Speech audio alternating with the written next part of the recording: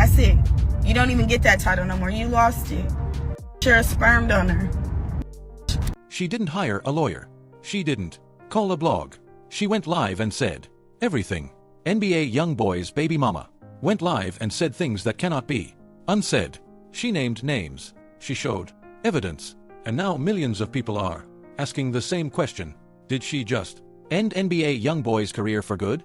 Let's find out. The bombshell.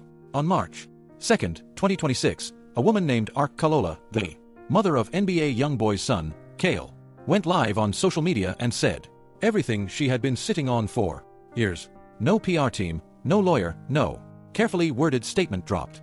Through a rep. She pulled up a camera, looked dead into it, and went absolutely crazy. And by the time she was done, millions of people had seen every single second of it, because what she was saying wasn't just about her situation. It was about a pattern that a lot of people had already peaked. It was about a marriage that a lot of people had already been side-eyeing. And it was about a little boy who came home from a visit with a mark on his hand that his mama was not about to let slide. The woman she put on blast for all of it. NBA YoungBoy's wife Jazin Michelle and Shorty did not come to play. Before we get into exactly what Arcola said and exactly why it hit the way it hit, you got to understand the full picture. Because if you're walking into this code without knowing who these people are and what the history looks like, you're going to miss the whole point. So let's build it from the jump. NBA YoungBoy, born Kentrell Deshaun Golden on October 20th, 1999 in Baton Rouge, Louisiana, is not your average artist. We are not talking about somebody who's hot right now and might cool off next year. We are talking about a certified, documented, record-breaking force in this rap game, who has been going stupid since he was a teenager.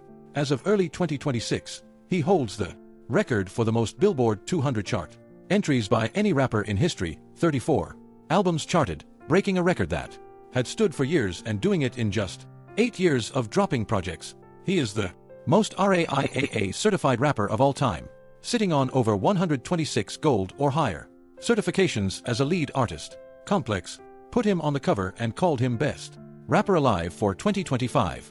His Make America Slime Again tour grossed over $70 million across 42 shows and moved 555,000 tickets. His YouTube channel is sitting at over 15 billion views. For a stretch, he was the most watched musician on that entire platform. Period. This man is not a fluke. He is a franchise. And yet for as long as his name has been ringing bells in the music industry, his personal life has been the headline that just won't stay in the back seat. Because outside the booth, YoungBoy is out here managing something that most people genuinely cannot fathom. 13 biological children with approximately 10 different women starting from when he was just 16 years old. His oldest, Caden, nicknamed Draco, was born in 2016, when YoungBoy was barely old enough to drive. His youngest, his 13th, was just announced by Jazin Michelle in late February 2026, just days before all of this popped off. No cap, the timing on that could not have been more wild.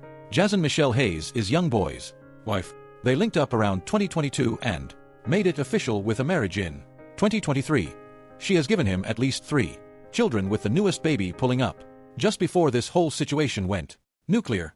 On the surface, Jazin has always moved like the unbothered queen, staying off the blogs, not engaging with the drama, posting family content, looking good doing it, and letting YoungBoy's loyalty speak for itself. The image, the clean, composed, ride or die wife who is simply built different from everyone else in his orbit, is exactly what Arcola pulled up to tear down brick by brick.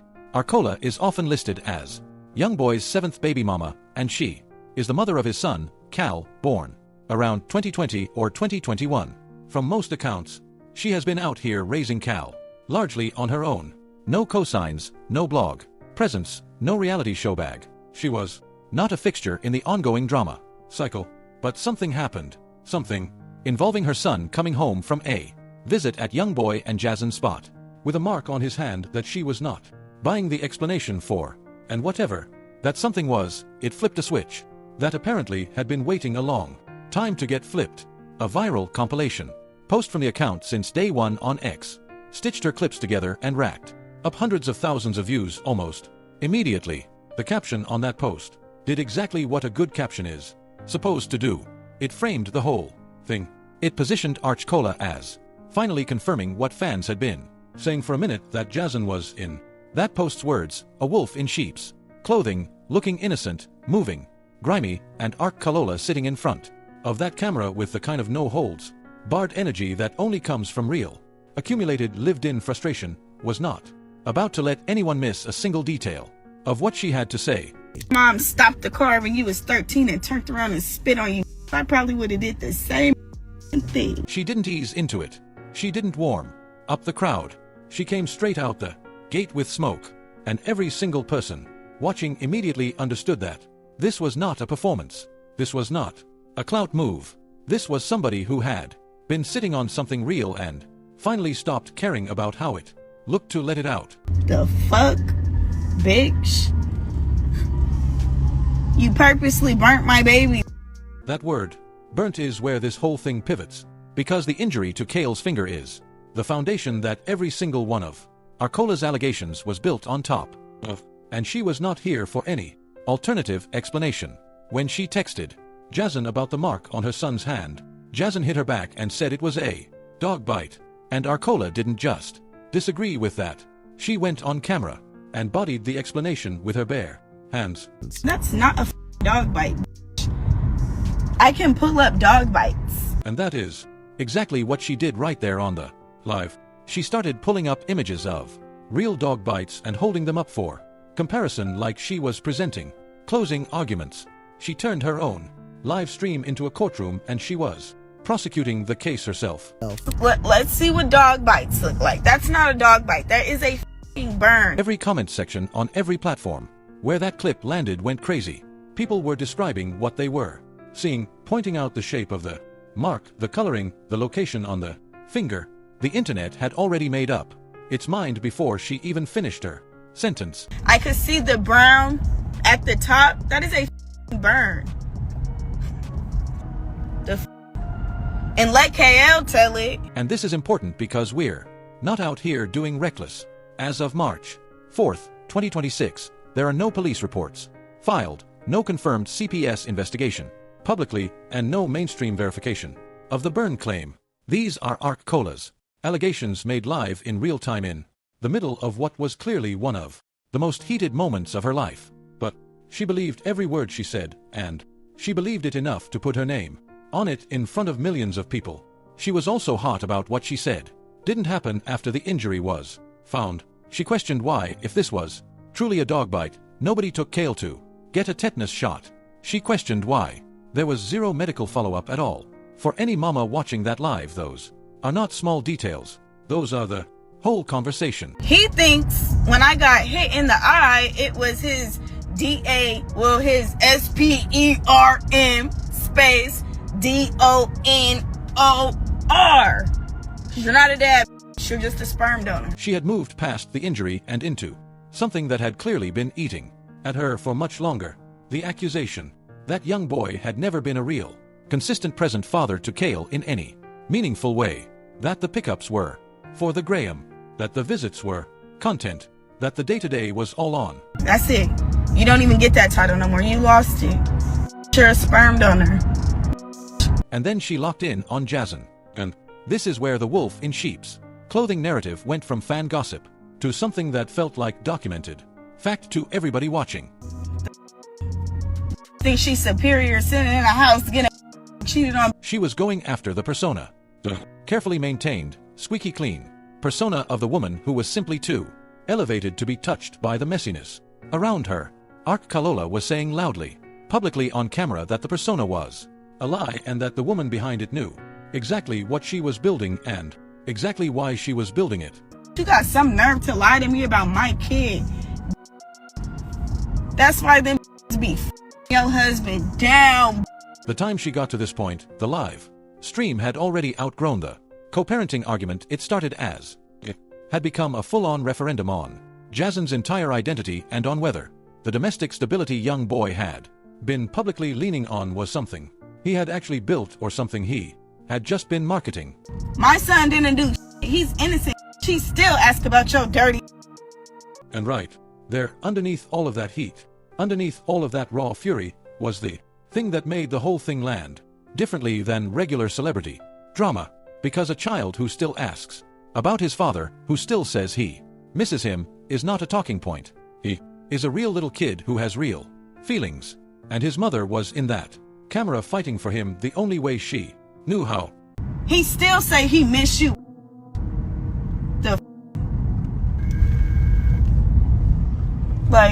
Anyways, I'm done. My TED Talk. Thanks for coming to my TED Talk. In the middle of one of the realest, rawest moments of her entire life, she still landed the line, and the whole internet, without even agreeing on everything else, agreed on that. Shorty had bars. Everything that built up to the explosion. The most critical piece of history between Arcalola and YoungBoy goes back to November of 2023. Arcola publicly accused YoungBoy of having two women run up on her at his Utah home while he was on house arrest. She said she had pulled up to get kale. She said the situation got physical fast. Said she caught a blow above her eye that left her needing 5 stitches, and that she was holding her baby in her arms when it happened. The whole thing allegedly started over whether YoungBoy was going to cover her flight costs to come get her own child. Texts involving Jason surfaced as part of that financial back and forth, though Jason was not accused of being directly involved in the physical altercation itself. Arcola said she wasn't pressing charges, but she made absolutely sure the streets knew the story. That was 2023. By 2026, nothing between them had gotten better. It had gotten worse. So, when Arcalola announced on that March 2026 live that she was taking YoungBoy to court for child support with a court date locked in for June 26, 2026 at 8 o'clock in the morning, nobody in the comments should have been surprised. Wasn't freestyling. She had already filed. She was already in the system. The live was just where she made it public knowledge. She closed one of her rants with the kind of send-off that only hits right when you know the bag is secured. See you June 26th at 8 a.m. Thanks for coming to my TED Talk. That's not a threat. That's a calendar invite. Her accusations about YoungBoy's parenting went wider than just the injury, too. She called him a deadbeat. Said he only pulls up for photos and videos, the kind of content that makes him look like a present father on the timeline, but that when it comes to changing diapers, consistent care, or putting real money on the table in a sustained way, he wasn't showing up. And when she explained why, she kept it all the way 100. He got a whole football team of kids. Of course he gonna be a deadbeat. 13 children, 10 mothers.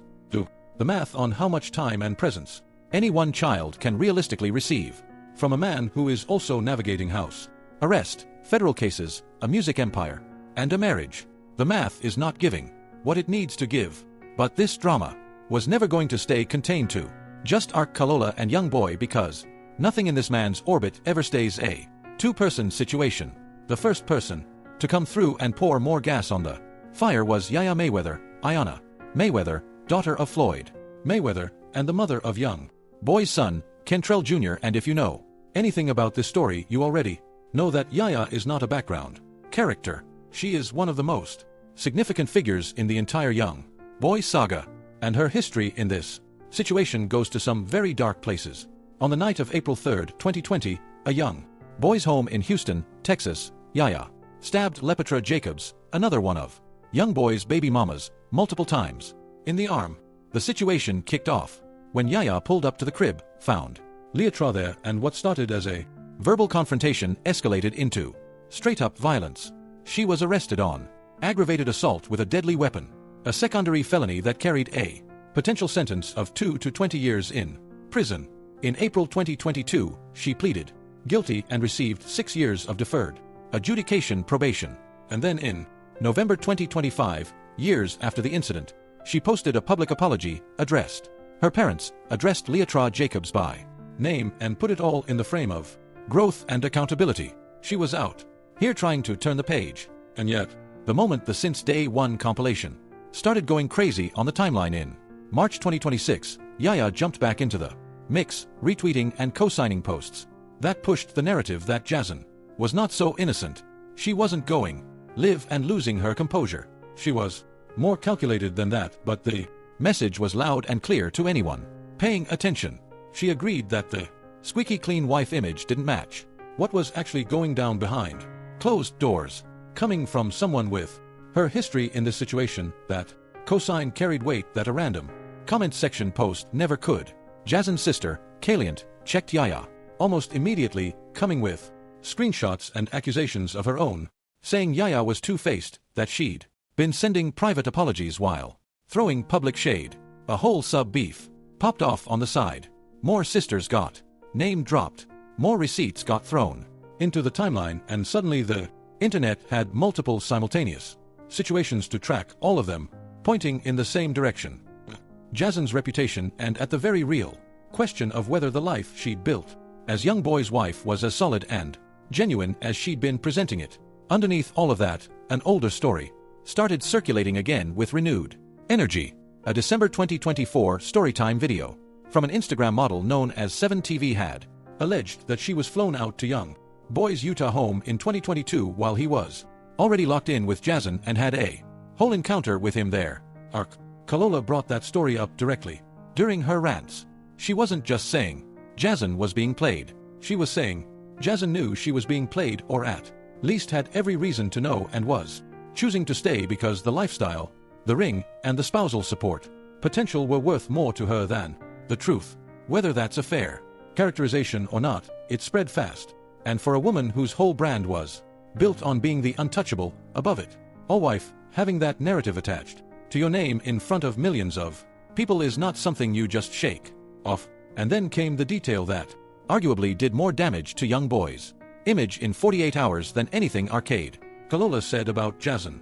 Reports surfaced that during the back and forth, YoungBoy allegedly said foxed his son, apparently to get under Kalola's skin during an argument. Whether those were his exact words, whether the context got twisted, whether he said it in anger and didn't mean it the way it landed, none of that mattered once it hit the timeline. The internet processed it as fact and reacted accordingly. And the reaction was a different kind of heat than his prior controversies had generated, because fans who had held him down through shootings, through gun charges, through years of legal nightmares and baby mama warfare, suddenly went quiet because there is no spin on that sentence. There is no way to make his son look okay when the son in question is a 5-year-old who, per own mama, still asks about his daddy and says he misses him. YoungBoy reportedly deactivated his Twitter DX account temporarily in the days that followed. He had already been publicly positioning himself as Jazin's defender, telling critics to keep her name out of their mouths, calling her his motivation and his source of stability. But the combination of Kalola's live streams, Yaya's cosign, the 7TV story coming back around, and the his son allegation created a wave that his usual talking points couldn't fully absorb. And here is where we need to zoom out, because the narrative about Jazin being positioned above the other mothers and children did not start in 2026. It started in November 2022, and the person who started it was YoungBoy himself. In an emotional Instagram post dropped around November 20th, 2022, he publicly announced that he was cutting off contact with most of his children, the ones whose mothers he felt had been using the kids as leverage, damaging his reputation and trying to control him through drama. He told those mothers that their children would have to reach out to him on their own terms when they were old enough to understand the situation. And in that same post he put Jazin on a pedestal above everyone else. He wrote, "Jasmine told me to stop trusting these HI." He credited her. He rode for her publicly. He made it clear she was the only one in his circle who had been keeping it real with him. For the mothers of those children, including Kalola, who had already been out here raising Kyle largely on her own. That post was not just a gut punch. It was a declaration of war. It told them exactly where they stood in this man's world and exactly who had his ear. And for Kalola specifically, who would go on to make serious allegations just a year later and who would eventually find herself on a live in March 2026, comparing burn marks to dog bites. That November 2022 post may have been the moment that set the whole chain reaction in motion. The career versus the narrative. YoungBoy's come up is not a story that starts anywhere comfortable. It starts in Baton Rouge with a father who got hit with a 55-year prison sentence before Cantrell was old enough to understand what a prison sentence meant. It starts with being raised by a grandmother who died of heart failure after one of his releases from juvenile detention. The one person he is described in his own words as his protection, his comfort, his everything. It starts with a wrestling accident at around age 4 that broke his neck and left him with permanent scars from a halo brace. He started rapping at 14 with a cheap Walmart microphone because he genuinely did not have access to anything better. He got locked up for attempted first-degree murder at 16 after a drive-by shooting, took a plea deal, and walked back into the studio. Like that was just part of the process, because for him it was. By August 2017, he had signed to Atlantic Records for a reported $2 million deal. By 2019, he was the most watched YouTube artist in the entire United States for 101 straight weeks. He became the first rapper in history to put 3 #1 albums on the Billboard 200 in under a year. He recorded and dropped Sincerely Kentrell from Behind Bars in 2021, debuting at #1, making him only the 3rd artist in history to pull that off, following Tupac and Lil Wayne. And through all of that, the drama never stopped. The legal cases never stopped. The baby mama headlines never stopped. None of it slowed him down. All of it became fuel. In 2018, surveillance footage came out showing YoungBoy allegedly throwing and dragging his then girlfriend Jania Michelle through a hotel hallway in Wayross, Georgia. He caught a grand jury indictment on aggravated assault and kidnapping charges. In December 2019, he pleaded guilty to a reduced misdemeanor, simple battery, paid the fine, did the probation, and kept it moving. The career didn't pause. The streams didn't dip. The fanbase didn't abandon him. In that same Billboard cover interview, the one where he got real about what all of this had actually cost him internally, he said something that genuinely stopped people in their tracks.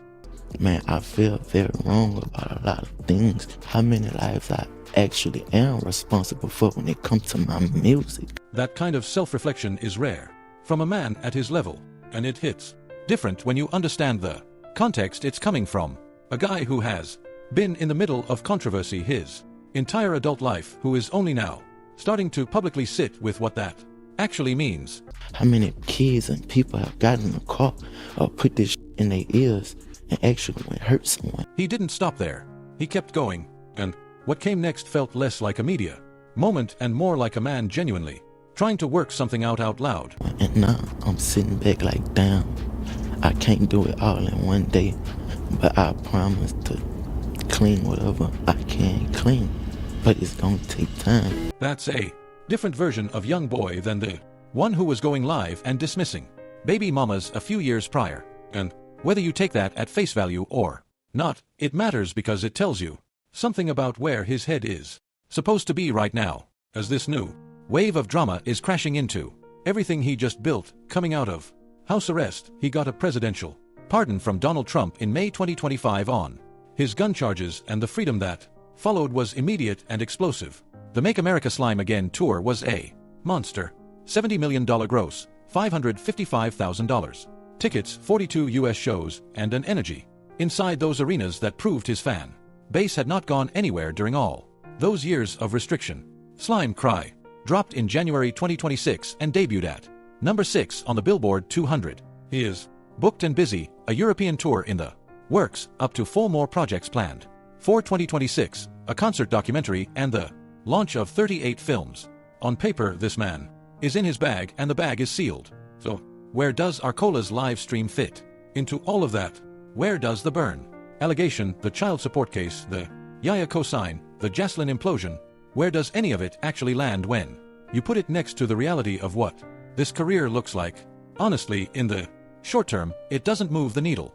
Commercially, YoungBoy's core audience, the 4KT, the day ones, the people who have been rocking with him since the Baton Rouge tape era, do not operate like a mainstream pop fan base. They are not checking gossip blogs before they decide whether to stream the new album. They have seen this man go through shootings, indictments, house arrest, baby mama wars, and a federal gun case, and they have never left. The drama has never been a disqualifier for them. If anything, it has always been part of why his music hits the way it hits. He raps about real pain because the pain is real. They know it, they feel it, and no amount of co-parenting chaos is going to change that relationship. His career has already survived a kidnapping indictment, a hotel assault caught on surveillance, federal firearms charges, multiple house arrest violations, and years of documented baby mama conflict, and came out the other side with more records broken, more albums charted, and more cultural weight than when it went in. He reportedly dropped over 300 songs. While on house arrest between 2021 and 2025, he debuted at #1 from a prison cell. He broke the all-time Billboard 200 rapper record from a Utah mansion with restrictions on his movement. The music is not what's fragile in this story. It never has been. But, and this is where you have to slow down and really think about it, there is a version of this story where the damage is very real, even if it doesn't show up on a streaming chart. Because the child injury allegation, even completely unverified, puts a specific kind of attention on YoungBoy that is different in quality from everything that came before it. Every prior controversy was about his own choices, his own actions, his own legal situations, his own behavior. What Ark Kalola is putting on the table involves a child, a 5-year-old with no say in any of this, who came home from a visit with a mark on his hand that his mother did not recognize and whose father allegedly responded to the whole situation by saying his son in an argument. That is a different kind of accusation. It draws a different kind of scrutiny, the kind that doesn't come from the blogs, but from people asking harder, more serious questions. Questions about what accountability looks like when you have 13 children. Questions about whether the troubled genius who keeps it real narrative that has always given young boy his armor is starting to have a ceiling. The deadbeat dad label has been attached to his name before, but it has never arrived alongside an injury allegation and a confirmed court date at the same time. The child support case is moving. June 26, 2026, 8 a.m. That is not a threat made on a live stream anymore. That is a date in a courthouse calendar, and court dates generate a different kind of coverage than Twitter beef. Slower, more formal, harder to spin, and way harder to make disappear. What this whole situation ultimately puts on display is something that has always been true about YoungBoy, but rarely gets stated straight up. His career has never been the vulnerable thing in his story. The career has been the constant, the one thing that kept producing, kept charting, kept going, regardless of what was burning around it. He dropped 300+ songs from house arrest. He went #1 from prison. He broke all-time records while wearing an ankle monitor. The music is locked in. The bag is secured. The legacy is already written. What is not locked in, what has always been the exposed nerve in his public image, is the family narrative. The story he tells about himself as a father, as a husband, as a man who has found something stable in the middle of everything chaotic. Jason was the pillar of that narrative. The composed wife, the woman who had his back when everyone else was on nonsense. The proof that behind all the smoke, there was a real home being built. Arcola's livestream didn't just challenge that narrative. It called it staged. It said the stability is a brand deal, not a reality. It said the children from other relationships are being left behind while one woman collects the ring and the lifestyle. Whether any of that holds up in a courtroom is a separate conversation. But the damage to the narrative, to the story, is already done. And millions of people who watch that live are going to be watching June 26th with a whole different set of eyes. Did Arcola destroy his career? Nah, not even in the same zip code as that. But did she crack something that was already under pressure and put it on display for the whole internet to see, without question? And in a situation this deep, with this many people involved and a court date already on the books, cracks don't tend to stay cracks for long. Love this video. Click on these cards for